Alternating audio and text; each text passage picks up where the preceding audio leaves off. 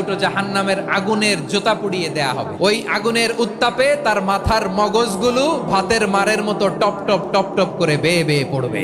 জাহান্নামের অবস্থা এত ভয়ঙ্কর হবে, জাহান্নামের ভেতরে লক্ষ লক্ষ কোটি কোটি কাফির মুশরিককে দেওয়ার পরেও জাহান্নাম বলবে আরো আছে নাকি, আরো দাও, আমার ক্ষুধা নিবারণ হয় নাই। জাহান্নাম এত উত্তপ্ত হবে, জ্বলন্ত হবে, ভয়ঙ্কর হবে, জাহান্নামের এক অংশ আরেক অংশকে খেয়ে ফেলবে। আল্লাহু আকবার।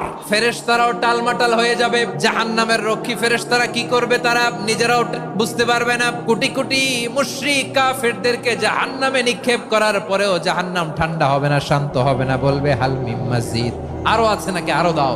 তখন আল্লাহ তাআলার কুদরতি পা জাহান্নামের ভেতরে ঢুকিয়ে দিবেন। দেওয়ার সাথে সাথে জাহান্নাম থেকে আওয়াজ আসবে, কত কত বিইজ্জাতিকা ওয়া বিকদরিক, আল্লাহ বিইজ্জাতিকা ওয়া বিকারামিক, আল্লাহ আপনার ইজ্জতের কসম, যথেষ্ট হয়েছে, এনাফ এনাফ। সুবহানাল্লাহ পড়তে পারলেন না মজা করে?